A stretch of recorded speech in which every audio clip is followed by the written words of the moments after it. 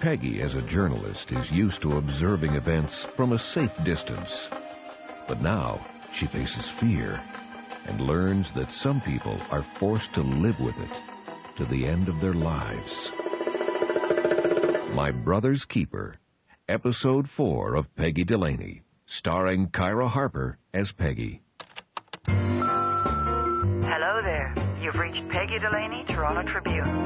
If you have something confidential you want to pass on, just leave your name and number. Walls have ears. I'll get back to you. If you're calling to give me fulsome, unqualified praise for my columns, please feel free. If you're calling to scream at me, fascist, communist, cop-loving, cop-hating, pro-lesbian, anti-lesbian, crypto-Bay Street swamp pig, go for it. After all, this is a quasi-democracy. Hi, Peggy. I think you're great. I bet you don't know what I'm doing now. Morning, Miss Delaney. Hi, Nick. I'm just reading the competition. Did you buy it or steal it? Bought it. Oh, yeah? I always line up behind somebody else and grab the door before it springs shut. That way I can read the other paper and drive them into bankruptcy at the same time. I can see it's going to be a long day. Just checked my voicemail. My breather's back. No kidding. Morning, Peggy. Hi, Charlie. And what can I get you this morning? Oh, just orange juice. Okie dokie. And a glass of water to wash out my ears. Oh, you bet. A little sloppy. Was he? The breather? Not to mention demented. What is it with men? Meaning? Meaning, why would he want to do something like that? I don't get it. Women don't do things like that. So, how's Amber? You're not answering my question. That's because there isn't an answer. Men just do things. It's called the residual reptilian brainstem, I think. Great. So how's Amber? Terrific. How long has she been here now? And why haven't I met her? A couple of weeks. Long enough to celebrate her 15th birthday. And you will. Make you feel old? Nope. Makes me think of all the things I've missed, though. So, you can make it up. In 4 months? She's going back to Vancouver at Christmas. She has a gold stud in her nose. Really? Mm-hmm. Well, it's no big deal, but it's one of those things I've missed, you know? Like her coming to me and saying, "What do you think, Mom? Do you think I should get a gold stud?" What makes you think she'd have asked you in the first place? I bet she didn't ask her stepmom. I bet she did. But you're right. She doesn't talk to me. Not really. I thought it was all right at the time. A civilized career arrangement. I was always around, birthdays, holidays, as much as I could be, but I think she thinks I abandoned her. And in a way, she's right. I did. I feel, whenever I look at her, I just want to hug her forever and bawl my eyes out. So between the two of us, it's kind of weird. Sounds like it's going to be a fun 4 months. Mr. Bauer, there's a call for you. Okay. I'll be right back. And a special Peggy Delaney orange juice for you. How many shots in there? 1 or 2? 2. Oh, good. I look that bad, huh? Breakfast. Oh, we gotta stop doing this, Charlie. Anytime. Okay. See you later. Have to leave. Oh, what's up? Why? I don't have a column yet. Oh, it's just another one of those wacko husbands. Did his wife in. Great to be working the city beat, isn't it? I'll come with you.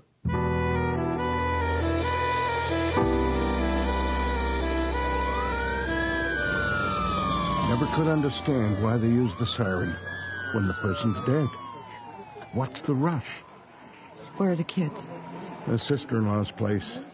And a neighbor told me she saw the two of them go screaming up the street. Uh-huh. A 7-year-old boy, 4-year-old girl. There's blood all over. Uh-huh. Look, there's no column here for you, is there? Why don't you... I'm all right. I'm a newspaper reporter, for God's sakes. I've seen worse. What was that cop telling you? Same old thing. The husband, one Ted Appleby, wasn't supposed to be anywhere near her. She had a court order. He'd assaulted her pretty badly a year ago. So he drags her out of the house. The two kids chasing him. Slits her throat right here on the front lawn. And waits for the cops. Uh-huh. Look, I think I'm going back to the office. Amber?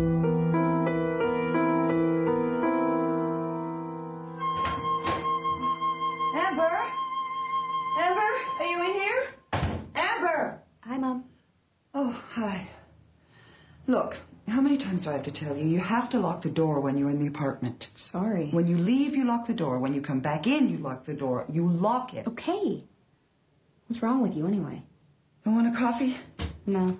Anything? No. Oh, maybe I'll just have something cold. Maybe you should have a herbal tea or something. How come you're home anyway? I thought you said that... I got worried about you going down to the beach alone. I was just down there. I couldn't find you. Going to the beach?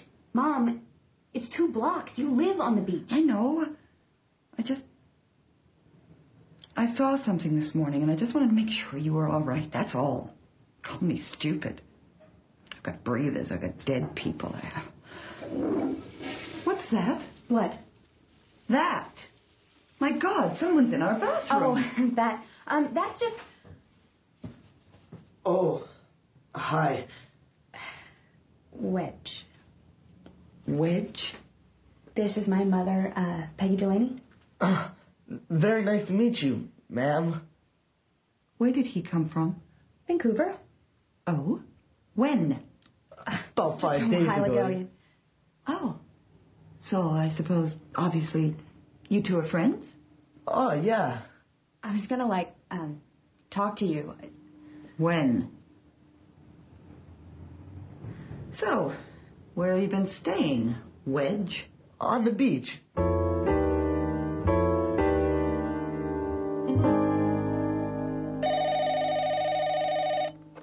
Cinderella Cleaning, your spill is our thrill. Oh, hello, Mrs. Zayowski.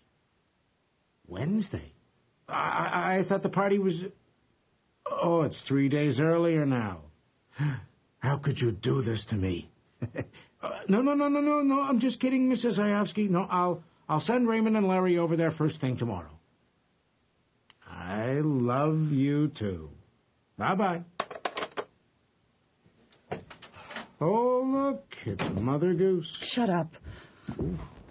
Suddenly I have a premonition things aren't going too well. Things are fine. Good. Mr. X has shown up. Pardon? This stupid, hulking 16-year-old ex-boyfriend from Vancouver with 2 gold studs in his nose has followed Amber here. Uh-oh. He's been sleeping out on the beach. Apparently he can't live without her. Oh. I heard you. So, did you know about this, what's his name? Wedge. Wedge? I knew she had this boyfriend, but I haven't seen her for about a half a year, you know. I mean, what's she going to tell me on the phone? What's she going to tell me anyway? Oh, come on. She just said she had a boyfriend, but they broke up. It didn't sound like any big deal, at least not to her. But apparently it's a big deal to him. He's been sleeping on the beach for 5 days. She's been feeding him. Well, maybe she figures, if she's nice to him, he'll go away. I drove him over to Covenant House. They'll give him a bed there, and maybe they can get him emergency welfare for a few days. But he says he can't live without her. He said that to me. And then his eyes went kind of hooded. Give him a job. Pardon? Give him a job. So he has someplace to go. So I know where he is during the day, so I don't worry myself sick, okay? How do I know he isn't unbalanced? How do I know he's not one of these guys that... If he can't have Amber, then nobody will. You're being ridiculous. You don't know that. You don't know anything about him. He's probably just this big, goofy kid. I know. But look at me. I'm a basket case. My nerves are shot. If anything happened to her... Okay. I'll give him a job. This is just ordinary, everyday parent stuff, you know? You're just not used to it. Parents think about these improbable scenarios all the time. It goes with the territory. Uh-huh. Basket case, eh?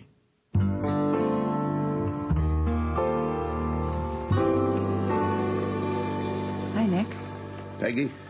Look, I'm sorry I cut out of there this morning.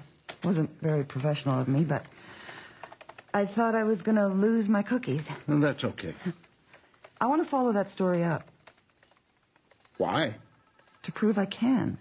And, well, reptilian brainstem, it's just not good enough, is it? Good for you. So what's going on so far? Nothing much. The guy's in jail. They'll be taking him over to the Clark for psychiatric assessment later today. But you won't get near him. Nobody will. Probably for years. His brother, by the name of Lance Appleby, apparently he's a bartender at Isaac's over on Yonge. I haven't been in there for a while. Well, he showed up just after you left. At first, he just stood there, like he was in shock. Then he collapsed, you know, fell right over. Then one of the boys from TV News tried to help him up and get him on camera at the same time. You know TV. Tell us how you feel. He went berserk. Tried to throttle the guy. The cops had to haul him off, threaten him with arrest. Then he jumped back into his car and tore off. No shape to be driving anywhere. Got his home address? Not yet. I've got the sister-in-law's address, where the two little kids are. Tell you the truth, I've been stalling. I hate these kind of things as much as you do. I don't want to go over there. I know. I'll go.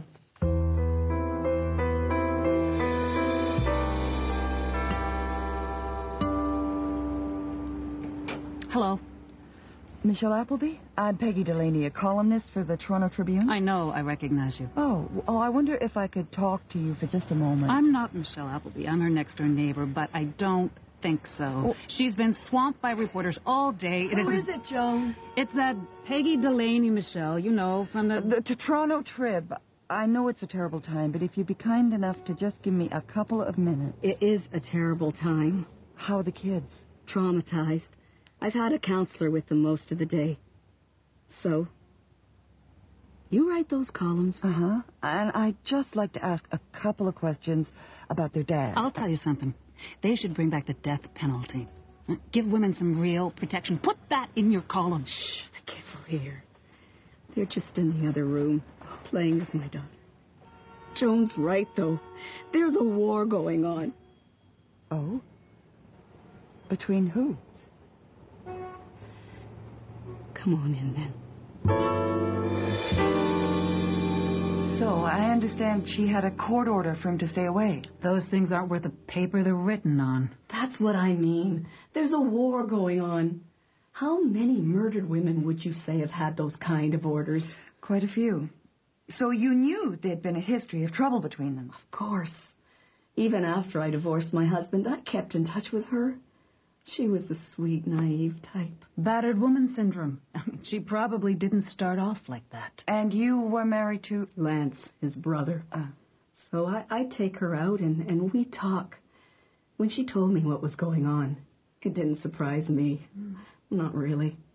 I tried to give her the best advice. Michelle! Michelle! Oh, God, no. Where are the kids? You can't come in here. Are the kids here, Michelle? I need to talk to them. Well, you're not going to. You're drunk. Get out. Who's this? Lance. Come on, Michelle. I've got to. I know they're here. I've got to tell them. It wasn't his fault. It just wasn't his fault. For Christ's sake, Don't you think they've had enough for one day? Now get the hell out or I'll call the cops. Oh, Jesus. Jesus! If you have any feeling for those children, get out! Oh, God. I'm sorry. I'm so sorry. Go on. Go. Just do as she says. It just wasn't... It wasn't his fault. Then whose fault was it, Lance? God's? I'm going after him. You see what I mean? It's a war!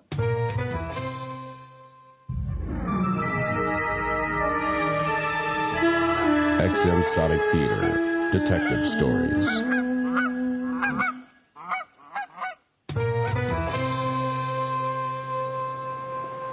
Lance, wait up. Who are you? Promise not to knock my block off? Oh, okay, sorry. Bad choice of words. I can't. Shh, it's okay. You'll be okay. There's no way you should be driving, you know. Who the hell are you? Well, for openness, I'm sober enough to drive. That's my car there. I'm Peggy Delaney. I'm a reporter. Just my luck, eh? Come on. Leave your car here. You're almost out on your feet. Let me drive you home. I want to talk to those kids. I know. That's my car there. The trick is to remember where you left your car the next morning. I'll remember. This is a problem of yours, is it? There's been a few times. I've decided it might be better to call a cab. That's only being smart. Uh-huh. Did you see your brother? Did they let you talk to him? A bit. Yeah. God. Yeah. Did he have anything to say? Anything to say? Not really. No, not really. They'd shot him up with drugs, you know. Sedated him. Uh-huh. Only nothing worked. He was still talking away. Nothing made sense. He was way up there. He was flying.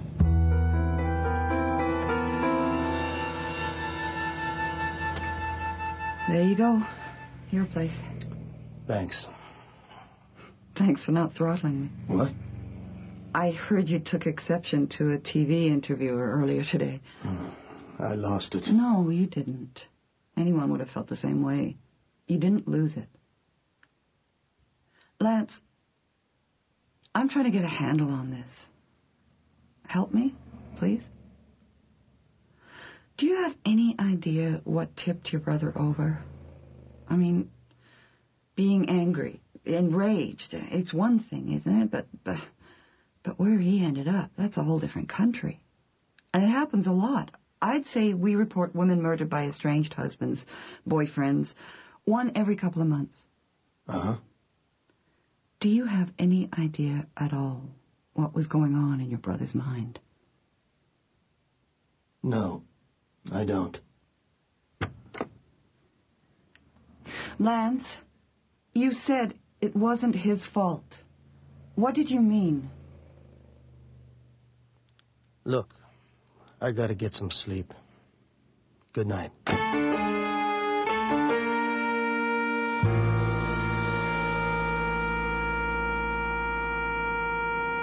Make you feel better? What? After selling newspapers on the back of this mess for a few days, to come to the funeral. No. How about you? No. Lance isn't here. No, he isn't. You'd think he'd be here. Yeah. I wonder why. Hi there, bartender. Oh. Hi. And chief bottle washer. Just doing up some glasses. It's slow in here. Yeah, right now. We get the after 5 crowd. Uh-huh. What can I get you? Gilby's, double, on ice straight up. A woman who knows what she wants. You weren't at the funeral. Nope. Wanted to be, but I just couldn't. Here you go. Thanks. How come? Because I didn't trust myself. You know, to not fall apart, that kind of thing. Right. I understand. No, you don't. I guess not. Thanks for the ride the other night. Okay. How you doing, anyway? Oh, I don't know. Okay. One day at a time, I guess. That's what they say, eh? Yeah. You did find your car the next day? Yeah. And how are the kids? Are they still at Michelle's? They're not good. Not so good. No, they're at their grandparents' now. Did you ever get to tell them what you wanted to the other night? That it wasn't their father's fault? No. And I won't. It was stupid. They're just kids. Would have confused them, screwed them up even more. I'm an adult. You can tell me. What is it, Lance? Why wasn't it his fault? You have to tell someone, don't you? Because it was mine. It was my fault. But you weren't there. No, I wasn't there. Oh, Jesus. I gotta get out of here for a few minutes. Can you just leave? Yeah. Eddie, back there, he'll cover. Can I come with you? Yeah.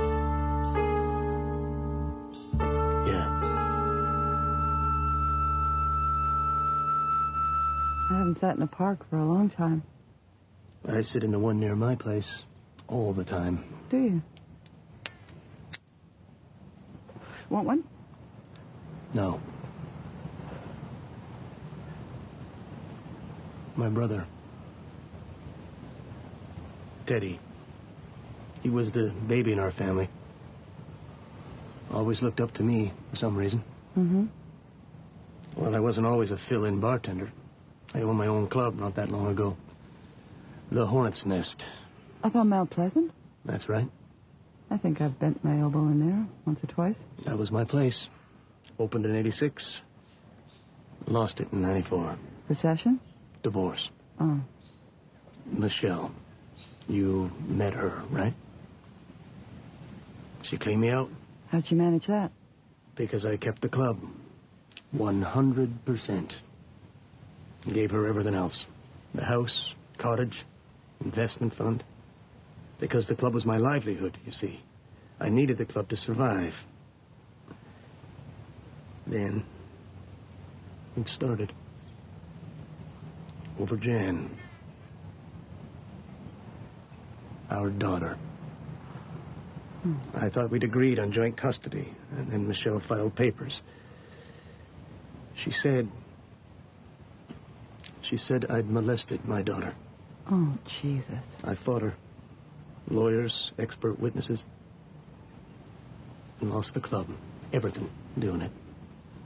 And at the end of the day, it didn't matter, because the finding was inconclusive. That was the judgment. They could not determine conclusively whether I was or was not a sexual pervert.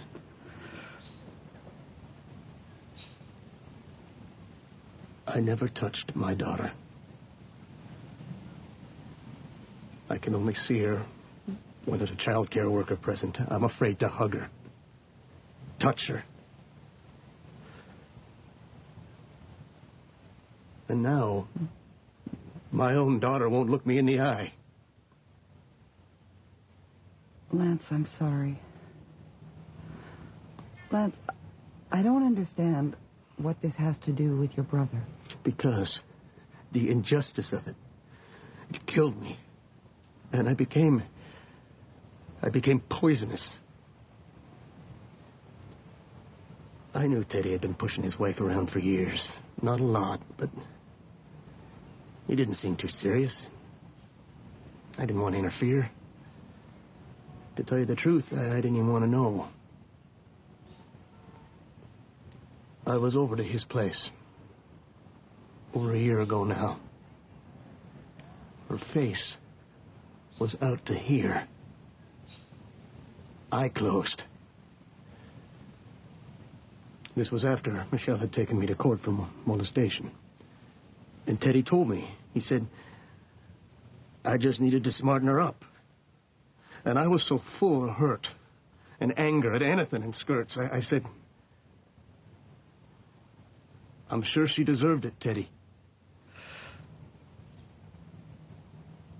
And then, a couple of nights ago, the night before he killed his wife, he came over to my place.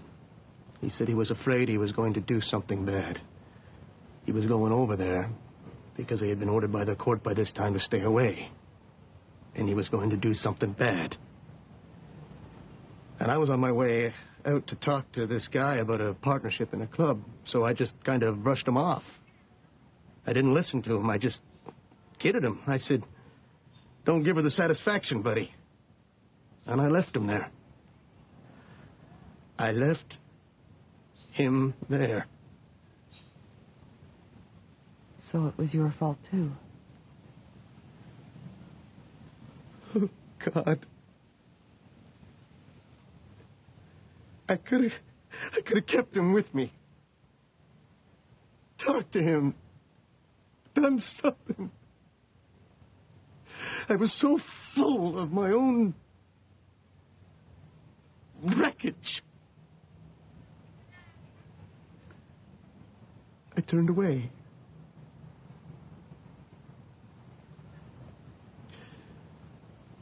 For years, you know. For years. I let my sister-in-law down.